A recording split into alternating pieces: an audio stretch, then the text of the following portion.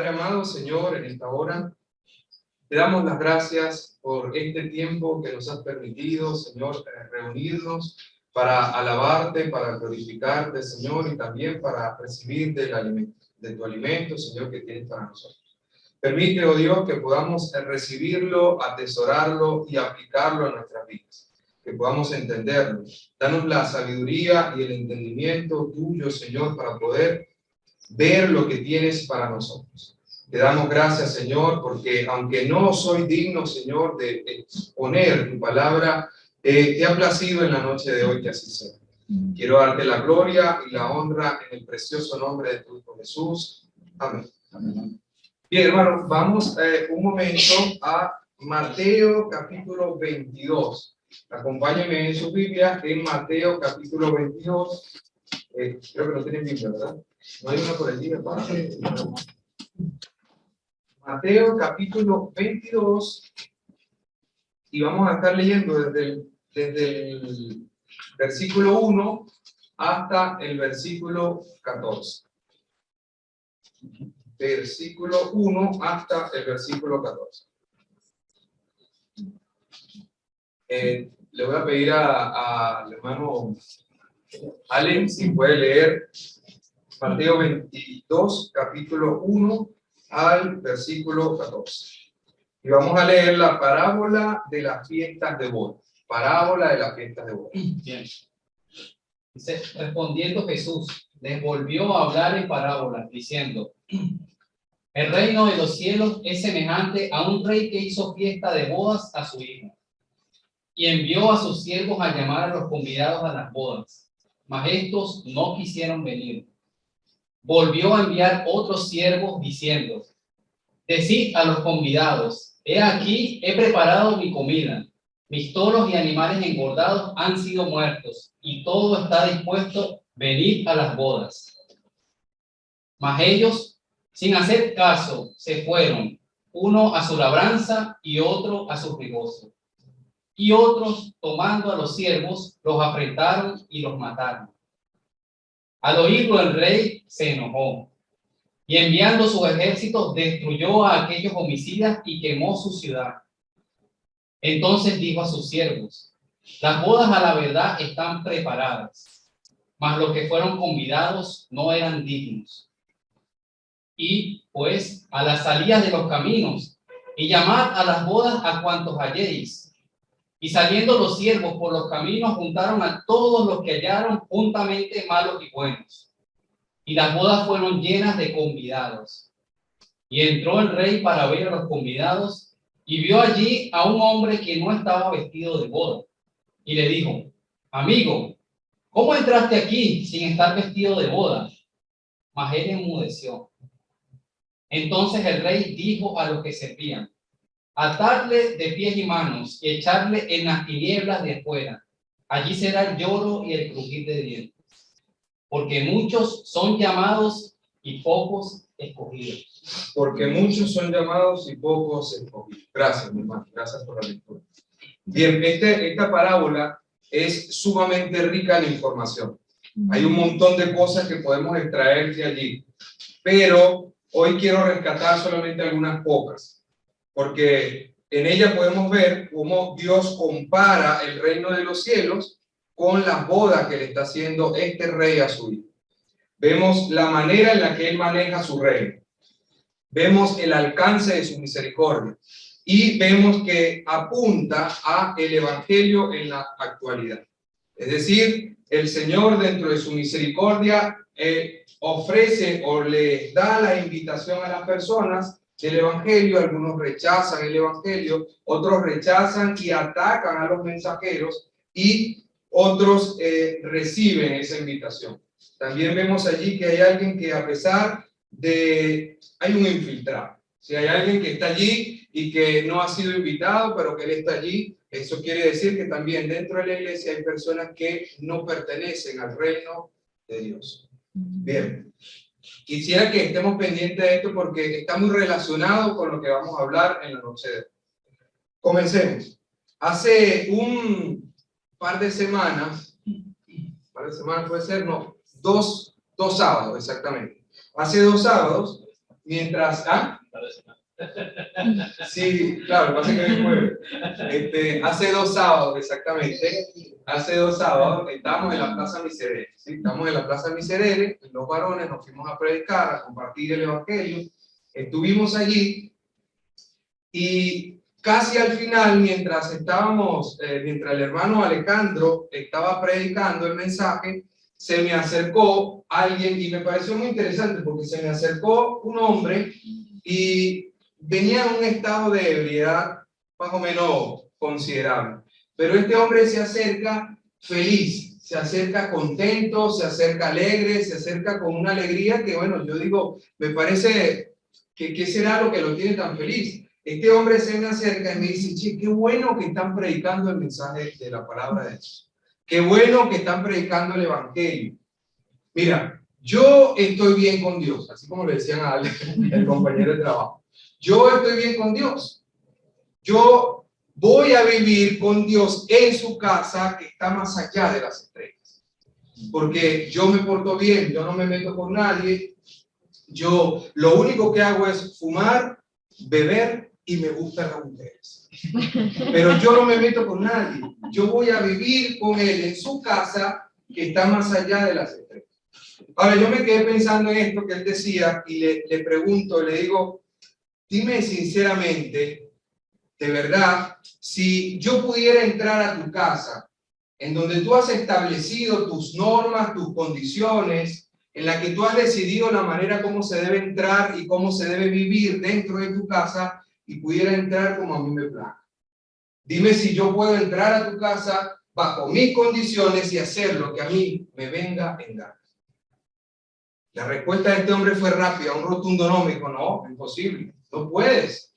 Entonces yo le digo, ¿qué te hace pensar a ti que puedes entrar a la casa de Dios que está más allá de las estrellas, como dices tú, y entrar bajo tus deseos y tus condiciones, cuando Dios es el que ha establecido en su palabra cuáles son las normas, las directrices y las condiciones con las que el hombre puede entrar a esa casa que está más allá de las estrellas? Bueno, tristemente este hombre no me preguntó, y ya le voy a decir por qué tristemente, no me preguntó cuáles eran las condiciones para poder entrar, no me preguntó cuáles eran las directrices, no me preguntó ni siquiera qué debo hacer para tener la vida eterna. Porque él llegó feliz, probablemente conocía cuáles eran las normas, probablemente conocía lo que es el Evangelio, qué eran las directrices que debía cumplir. Pero este hombre sencillamente pensó no más de 3 segundos, agachó su cabeza y tristemente se fue. Ahora, para su desgracia, creo que mi hermana estaba ahí también, para su desgracia, este hombre había escogido amar mucho más el alcohol, el cigarro, las mujeres, y amó más la vida que estaba llevando en ese momento y le importó más lo que estaba haciendo que obedecer las cosas que Dios demanda de los hombres para que podamos entrar a vivir con Él en su casa. En ese momento este hombre le estaba dando literalmente la espalda a Dios y estaba abrazando de frente el pecado. Había tomado su decisión. Ahora, la felicidad con que este hombre había llegado a mí, con la alegría que él había llegado, se fumó. Se fumó porque él había puesto en una balanza lo que era más importante para él en ese momento, y en lugar de aceptar las cosas que Dios demanda de nosotros, él había decidido abrazar el pecado. O sea, verdaderamente este hombre no tenía un corazón sincero, no tenía un corazón dispuesto a abandonar las cosas que tanto amaba. Entonces, todo lo contrario es lo que sucede con las 3.000 personas que recibieron el Evangelio cuando se hizo la primera predicación de Pedro. Acompáñenme un momento a Hechos 2:36 al 38. Hechos 2:36 al 38. Allí estamos hablando, o se encuentra la historia de la primera predicación de la iglesia. después de Jesucristo, cuando comienza la iglesia, Pedro comienza a predicar el evangelio y dice: sepa pues ciertísimamente toda la casa de Israel que a este Jesús, a quien vosotros crucificasteis, Dios le ha hecho Señor y Cristo. Al oír esto, se compungieron de corazón y dijeron a Pedro y a los otros apóstoles: varones hermanos, ¿qué haremos? ¿Qué haremos? Pedro les dijo: arrepentíos y bautícese cada uno de vosotros en el nombre de Jesucristo para perdón de los pecados y recibiréis el don del Espíritu Santo.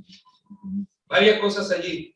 Ellos, a pesar de ser los coautores de la crucifixión de Jesucristo, de ser los participantes activos de la crucifixión de Jesucristo, ellos, después de oír el mensaje, después de escuchar el mensaje, el evangelio de Jesucristo, y entender en la situación en la que se encontraban, con un corazón dispuesto, le preguntan a Pedro: ¿qué haremos?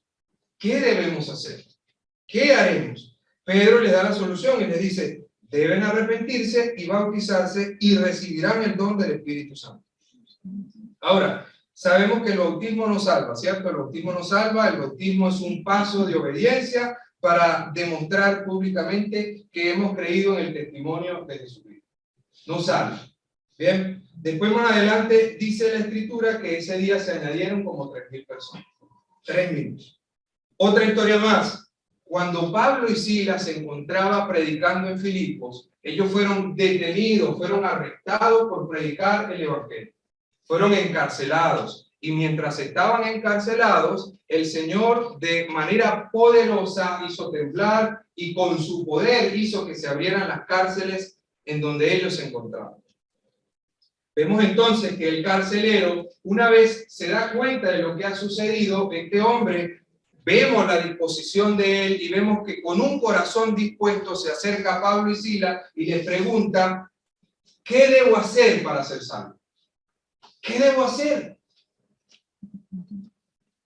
Pablo y Silas le responden: cree en el Señor Jesucristo y serás salvo tú y tu casa. Sabemos que entonces ellos se juntaron con Pablo y Silas, ellos se arrepiente su familia, fueron bautizados y todos fueron convertidos. Encontramos otra historia en Mateo también.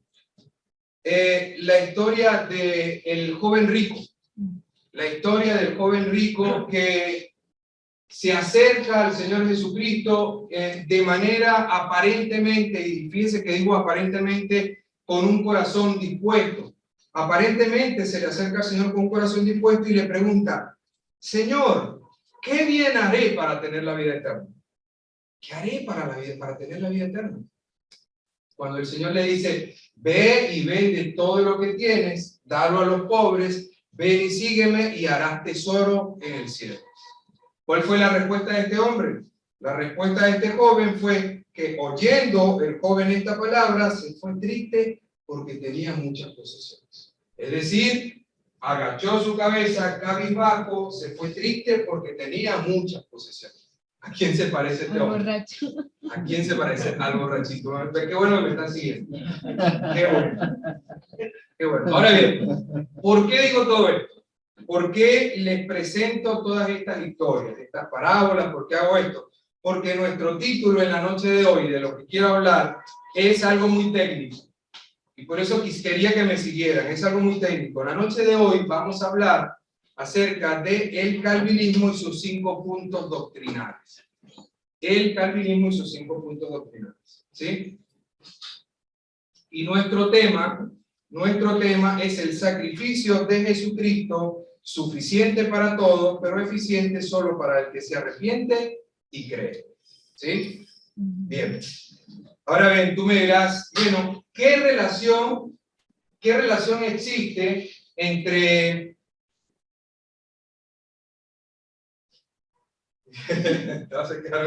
¿Qué relación existe? Posiblemente tengan esa duda. ¿Qué relación existe entre la parábola de las bodas del Hijo del Rey, entre la conversión de los 3.000 en la primera predicación de Pedro, la conversión del carcelero y su familia con la predicación de Pablo y Silas, la respuesta de este joven con el Señor Jesucristo, la del joven rico, y lo que a mí me pasó el sábado en la Plaza Miserere. Tal vez se preguntan, ¿qué relación hay entre eso? ¿Qué hay entre eso y el calvinismo y sus 5 puntos doctrinales? ¿Cuál es la relación que ves allí? Bueno, en primer lugar, quiero mostrarte que la Escritura es clara en cuanto a la manera de obrar de Dios. Dios es claro en su Escritura en cuanto a la manera de orar, en cuanto a sus exigencias y cuál es la exigencia de Dios para poder disfrutar de su presencia por la eternidad. ¿Sí? Encontramos, esa es la intención de mostrarle las parábolas y la historia, pero encontramos en la Biblia historias, parábolas que nos enseñan que Dios, dentro de su misericordia, le ha dado siempre la oportunidad, la capacidad al hombre de arrepentirse. Siempre le ha dado la posibilidad de arrepentimiento. El hombre tiene la capacidad de aceptar o rechazar el evangelio, como lo vimos en la parábola. Tiene la posibilidad de aceptar o rechazarlo, y vemos que desde el principio, cuando Dios creó al mundo, Dios creó al hombre y lo creó con capacidades. Lo creó con la capacidad de responder a él y a sus condiciones. Vemos que Adán y Eva, ellos decidieron creer la oferta que les daba la serpiente astuta en lugar de obedecer o de creer lo que Dios le había establecido, y por eso sabemos ya lo que sucede. Ahora, en segundo lugar, quiero mostrarte que un corazón genuinamente dispuesto a oír, a escuchar, llevará a una persona a comprender la situación en la que se encuentra y hacerse esa pregunta de ¿qué debo hacer? ¿Cuál es la solución a mi problema? ¿Qué debo hacer para tener la vida eterna? ¿Sí? Y esta persona que llegue a este punto tiene la capacidad de arrepentirse o de ir en pos de sus riquezas, como lo hizo este joven rico. Igual. Y en tercer lugar, quiero mostrarte con un ejemplo real, es decir, con lo que a mí me sucedió el día sábado, que el hombre tiene la capacidad de ir en pos de las cosas de este mundo o ir en pos de las cosas de Dios, y esta va a ser mi primera prueba. Ahora, ¿por qué te digo que esta va a ser mi primera prueba? Porque tal cual como un fiscal que quiere presentar un caso en contra de alguien, así yo quiero presentar el día de hoy una acusación en contra del calvinismo y sus 5 puntos doctrinales. ¿Sí? Quiero demostrarte con la palabra de Dios primeramente y con hechos, ¿sí?, cuánto daño le ha hecho esta posición al cristianismo. Quiero que puedas ver esta posición. Quiero denunciar un evangelio perverso que dice que Dios desde el principio, desde la fundación del mundo, creó a unos pocos para salvación de manera exclusiva y a otros pocos los destinó al infierno sin posibilidad de arrepentimiento. Haciendo que Dios sea el que se convierta en el autor del arrepentimiento. ¿Sí? Y dejando por fuera o pasando por alto la responsabilidad que tiene el hombre de arrepentirse y la capacidad que Dios le ha dado de hacerlo. ¿Por qué digo esto? Porque hay muchas consecuencias, hermano. Hay muchas consecuencias en todo esto. 4 consecuencias que logré sacar de esto es que, mira, en primer lugar, hay almas que se están yendo al infierno. Se están yendo al infierno porque creyeron que tarde o temprano serían salvos antes de morir y murieron en la dulce espera de algo que nunca llegó. ¿Cómo se entiende esto? Hay personas, incluso en iglesias, en las que tenemos personas que escuchan el evangelio, oyen el evangelio, pero creen que algo místico, algo sobrenatural, algo especial debe suceder porque el que lleva el arrepentimiento, el autor del arrepentimiento es Dios, entonces yo tengo que esperar que Él me transforme. Entonces estas personas van a pasar su vida esperando algo dulce que nunca llegará. Tristemente, están allí cuando el deber, el orden que hay es escuchar y arrepentirse. Escuchar, arrepentirse, creer. Y entonces el Señor dará el Espíritu Santo para que empiece a morar en la persona. En segundo lugar, almas que se están yendo al infierno porque piensan que tarde o temprano se irán al infierno y sin esperanza van a irse al infierno porque creyeron en su predestinación. Creyeron en que, bueno, si Dios escogió uno para el cielo y otro para el infierno, y yo siento que me voy al infierno, entonces yo creo en mi predestinación, entonces yo me voy a ir al infierno y se van al infierno. En tercer lugar, almas que creyeron engañadas, y fíjate que digo engañadas en asterisco, que eran elegidas para salvación. Eran elegidas para salvación, creyeron en el Señor Jesucristo, se arrepintieron y el Señor les dio vida eterna. Ahora, ¿por qué dije engañadas entre comillas? Porque estas personas hubiesen sido salvas si igualmente se les predicaba que Jesús vino al mundo a morir para dar salvación a todo aquel que cree. Tan sencillo como eso. El Señor Jesús vino a dar salvación a todo aquel que cree, no a los que son salvos escogidos exclusivamente. En cuarto lugar, almas que no están escuchando la predicación de Dios, porque si el que produce el arrepentimiento, si el autor del arrepentimiento es Dios, entonces ¿para qué predicar tanto? ¿Para qué predicar tanto? Si Dios es el autor del arrepentimiento, entonces Dios se encargará de transformar a la persona o traerla de nuevo. Eso es lo que quiero que podamos ver. Y quiero darles un pequeño pantallazo, es decir, algo rápido, porque es extenso este material. Y quiero darle algo rápido acerca de estos 5 puntos del calvinismo. Y su acróstico, que en inglés, o las siglas en inglés que definen estos 5 puntos, se llama TULIP. TULIP. ¿Qué quiere decir TULIP? Total depravity, que sería depravación total. No sé si la han escuchado. Depravación total. Unconditional election, que sería elección incondicional. Limited atonement, que sería expiación limitada. Irresistible grace, que sería gracia irresistible. Y perseverance of the saints, que sería perseverancia de los santos. Y me perdonan en inglés, pero es que ya tengo tiempo que ni lo practico. Entonces, solo quiero darles un pantallazo acerca de los primeros 4, no de los 5, porque si pisamos el quinto punto, entonces vamos a tener que pisar el arminianismo, vamos a tener que buscar otras cosas y estaríamos pisando el otro extremo de la posición, y la idea es que podamos ver este pensamiento junto con los versículos que lo contradicen, ¿sí? Y quisiera animarte, ¿sí? Si me estás escuchando y esto va contigo, quisiera animarte a no creer y a no confiar en todo lo que te dicen en YouTube o en las redes sociales. Animarte a que busques en las escrituras si lo que te están diciendo es bíblico y cierto. ¿Sí? No lo que te diga yo, no lo que te digan las redes sociales, sino lo que diga la escritura. Primer punto, depravación total. Permiso. En este punto estamos de acuerdo que el hombre está cegado, el hombre se encuentra en una posición de ruina, está totalmente cargado con el pecado, está sin esperanza, sin ninguna esperanza de salvación. Romanos 3:10 y 3:23 nos dice que no hay justo ni aun uno, por cuanto todos pecaron están destituidos de la gloria de Dios. Génesis 6:5 nos dice que de continuo el pensamiento del hombre es el mal, siempre. Lo que diferimos es la interpretación de que el hombre ni siquiera puede responder al llamado de Dios cuando Dios lo busca con el mensaje de la predicación. Ahí es donde diferimos.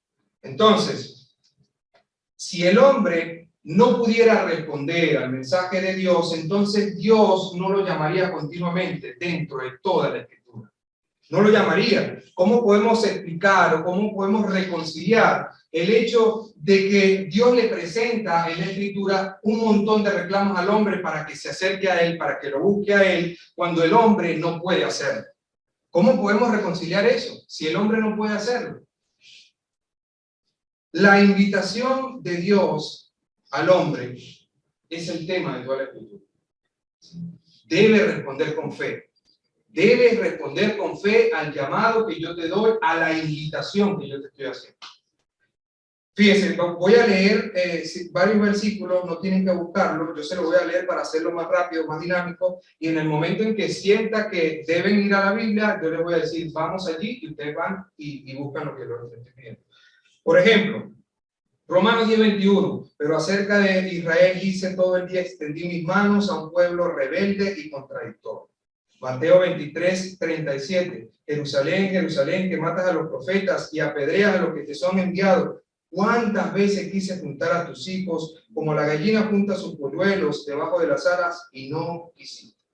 Ezequiel 33:14-15, y cuando yo dijera al impío, de cierto morirás, si él se convirtiere de su pecado e hiciere según el derecho y la justicia, vivirá ciertamente y no morirá. No hay una predestinación exclusiva, sino la capacidad del hombre de responder al mensaje de Dios. Eso es lo que quiero que vean. El calvinismo cae en el absurdo cuando hace de la fe y del arrepentimiento un acto de Dios. Si es así, entonces ya no es un acto de fe, es un acto de Dios. Por tanto, no se le puede demandar al hombre que responda con fe. ¿Sí? Este pensamiento se basa en algo que se llama la previa regeneración.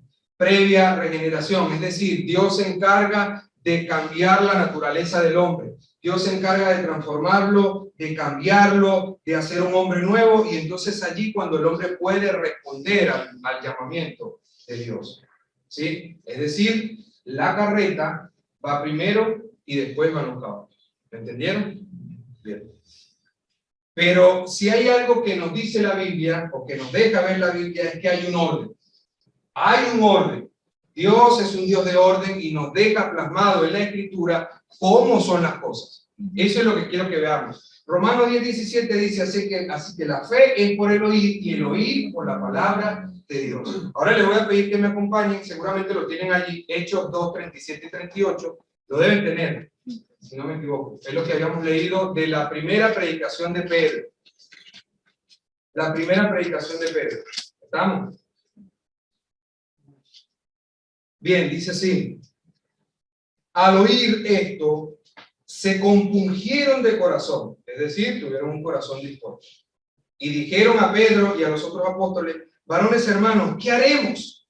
¿Qué haremos?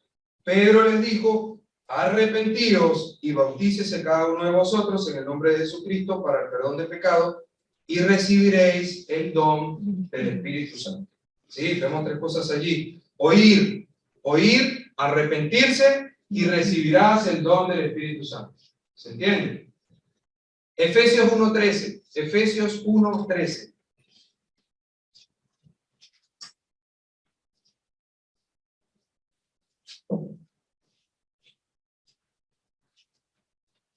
Efesios 1:13 dice, en él también vosotros, habiendo oído la palabra de verdad, el evangelio de vuestra salvación, y habiendo creído en él, fuisteis sellado con el Espíritu Santo de la promesa. Entonces vemos allí que la fórmula es oír, arrepentirse y creer, y vendrá el Espíritu Santo a morar en la persona y será una persona nueva. Hay un orden. Pueden darse cuenta, hay un orden. Lo que pasa es que el calvinismo se salta o voltea el orden y pone la carreta antes que los caballos. Quiero que vean eso. Ahora, segundo punto, elección incondicional. Elección incondicional. Esta posición dice que el hombre es salvo porque Dios decidió elegirlo y no porque el hombre contara con las condiciones para hacerlo. Fe. Fe. Entonces, ¿qué pasa? Ellos se basan en Romanos 11, pero tienen en su contra muchos otros versículos. Y recordemos que la Biblia no se contradice. La Biblia no se contradice. Por ejemplo, no lo tienen que buscar, Tito 2:11. Porque la gracia de Dios se ha manifestado para salvación a todos los hombres. Romanos 11:32. En fin, Dios ha sujetado a todos a la desobediencia con el fin de tener misericordia de todos. Hechos 17:30. Pero Dios, habiendo pasado por alto los tiempos de esta ignorancia, ahora manda a todos los hombres en todo lugar que se arrepientan. ¿Por qué Dios le reclama, o Dios le manda, mejor dicho, porque es un mandamiento? Dios manda, Hechos 17:30, manda a todos los hombres en todo lugar que se arrepientan. No manda a los que he escogido para mí. Manda a todos. Todos deben hacerlo. Romanos 10:11-13 dice, pues la Escritura dice, todo aquel que en él creyere no será avergonzado, Porque no hay diferencia entre judío y griego, pues el mismo que es Señor de todos es rico para con todos los que le invocan. Porque todo aquel que invocara el nombre del Señor será salvo. Marcos 16, 16. El que creyere será salvo, mas el que no creyere será condenado. Deberíamos saberlo. Y Romanos 1:20, y aquí hago un paréntesis, Romanos 1:20 dice: porque las cosas invisibles de él, su eterno poder y deidad, se hacen claramente visibles desde la creación del mundo, siendo entendidas por medio de las cosas hechas, de modo que no tienen excusa. Mira, Dios le ha dado la suficiente fe al hombre para que aquel que no cumpla esta fórmula de oír, arrepentirse y creer y recibir el Espíritu Santo, aquel que no cumpla esta fórmula tiene la suficientemente fe para creer solamente con el testimonio de su creación. Romanos 1:20, no tienen excusa. Dios te ha dado suficiente para que tú creas en tu Creador. Es eso. Entonces, mira, si el calvinista o los que apoyan esta posición, y espero que Dios, le pido a Dios que no haya alguien que lo haga, si el calvinista predicara con certeza lo que él cree, su posición, su convicción, este sería el mensaje. Escucha el mensaje. Querido amigo, hoy vengo a ofrecerte el mensaje de la salvación.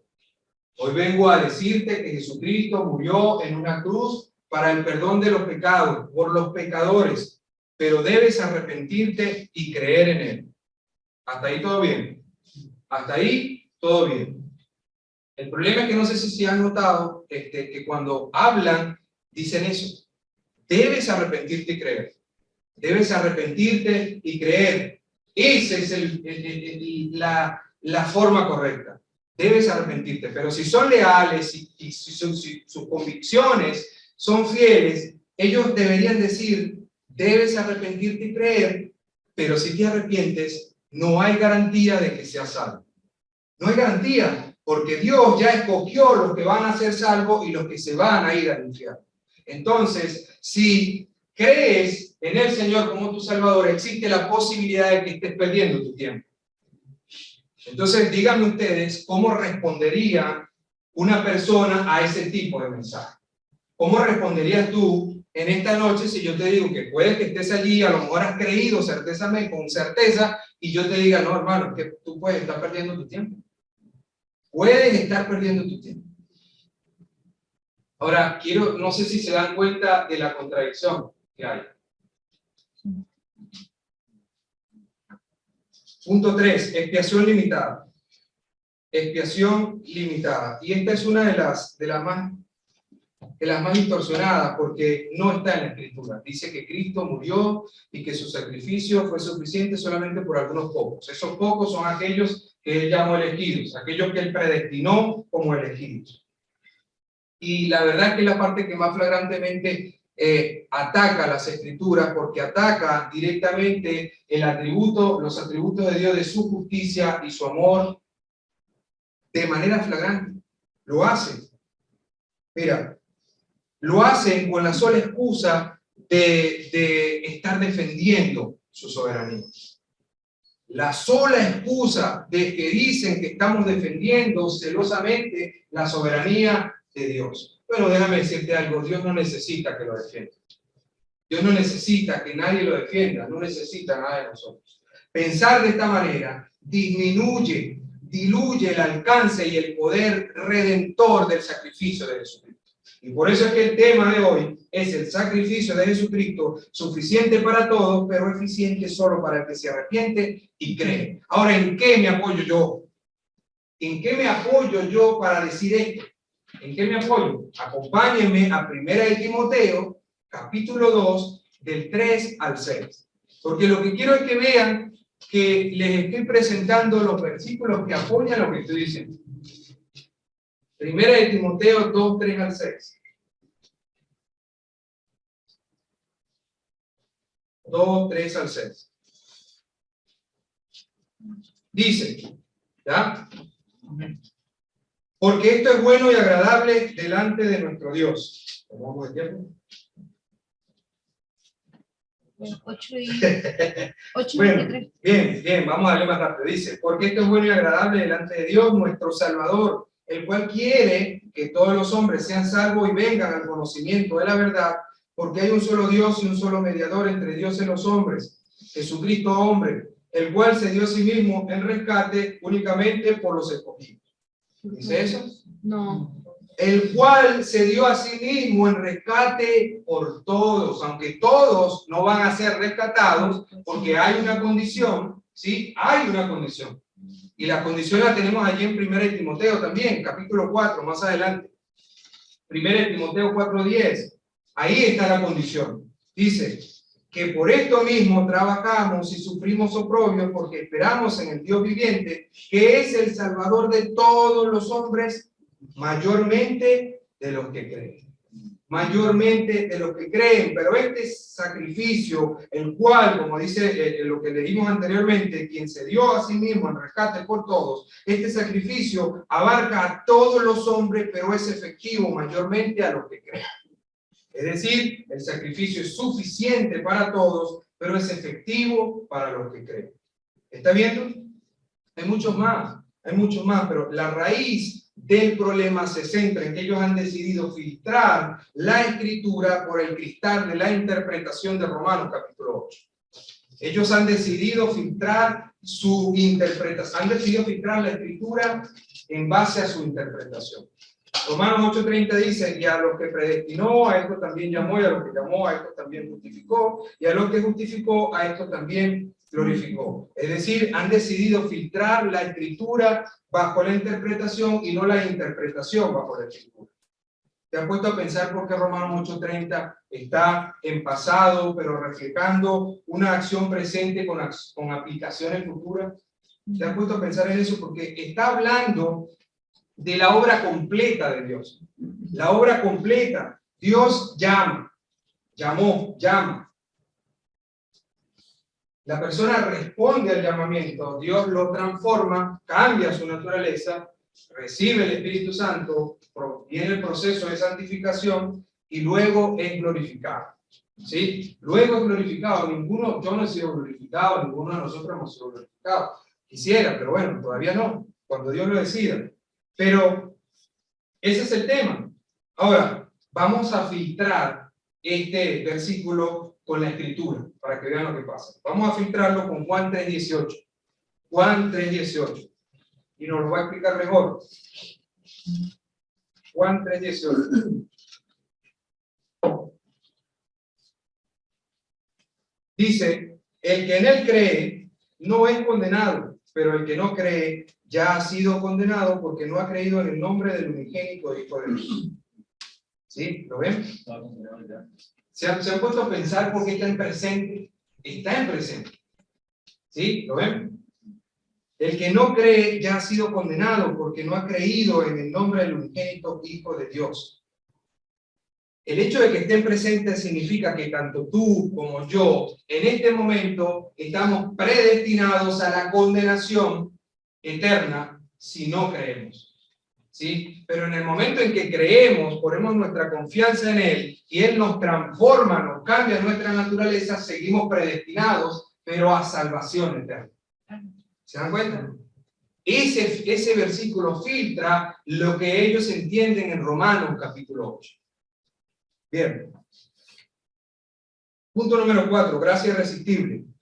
Este punto o este pensamiento dice que los elegidos vendrán a salvación y que nada puede resistir la gracia que los eligió, algo así como una especie de imán que los atrae, que los arrastra y que los que son salvos van a ser salvos de manera forzada, de manera forzosamente, y que la fe y el arrepentimiento son un acto de Dios. ¿Sí? Bien, déjame decirte que el Espíritu Santo, que es quien convence de toda verdad, quien es el que está haciendo el trabajo en cada una de las personas, puede ser resistido. Puede ser resistido.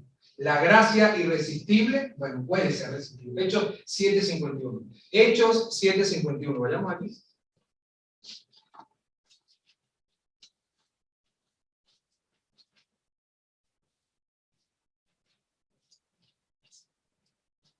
Hechos 7:51 dice, duros de cerviz e incircuncisos de corazón y de oídos, vosotros resistís siempre al Espíritu Santo, como vuestros padres, así también vosotros. Entonces dígame, ¿no que no se puede resistir? Gracia irresistible, ¿de verdad? Juan 5:40, no lo tienen que buscar. Y no queréis venir a mí para que tengáis vida. ¿No queréis venir a mí? Juan 3:36.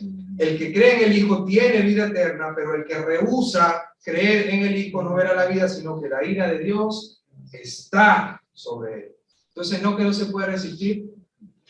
¿Qué acaso no sabía Cristo, según los calvinistas, que la gente no puede rehusarse de venir a él? ¿Y acaso cuando él predicaba no sabía que las personas no pueden responder porque no son elegidos?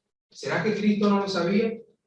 Bueno, para hacerlo corto, hermano, porque de verdad este tema es bastante extenso, pero es sumamente interesante. Lo que quiero es animarte a que cuando escuches a un predicador, y me incluyo, cuando escuches a un predicador, dedícate a verificar si lo que te están diciendo es cierto. ¿Sí?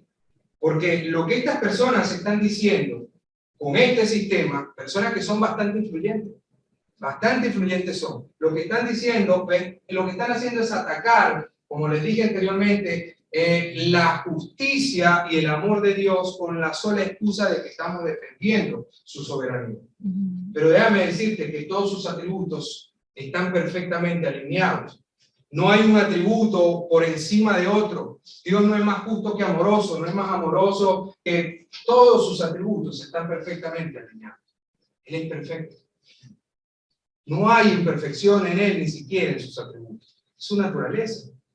Quiero animarte a que cada vez que escuches a alguien en YouTube, porque lo hacemos, no está mal, pero lo que estoy tratando de transmitir es que si lo escuchas, tengas un oído atento a lo que puedas estar escuchando. Si lo estás escuchando o en las redes sociales, no dejes que el lente o el cristal de la interpretación sea el que filtre las escrituras. Es tu responsabilidad filtrar las escrituras con las escrituras. Porque posiblemente tú estás allí sentado disfrutando de la seguridad de la salvación, pero si sigues en este pensamiento, posiblemente estás llevando a otras personas a la perdición. ¿Sí? Vamos a orar. Padre amado, Señor, te damos gracias por este tiempo que nos has dado. Te damos toda la gloria y la honra, Señor, porque a ti te ha placido, Señor, en la noche de hoy que este sea el mensaje. Te doy la gloria y la honra porque tú te la mereces. Ayúdanos cada día, Señor, a buscar en tu palabra, a dejarnos guiar, Señor, con tu palabra, a ser, Señor, responsables con lo que escuchamos, con lo que vemos, con lo que compartimos, con lo que decimos, con lo que recibimos, con lo que atesoramos y con lo que aplicamos. Ayúdanos, Señor, sé tú iluminándonos cada día a entender esto. Señor, en este proceso de santificación, ayúdanos a estar allí rendidos a tus pies hasta que tú nos glorifiques. Te damos toda la gloria y la honra, Señor, por este tiempo, en el precioso nombre de tu Hijo Jesús. Amén.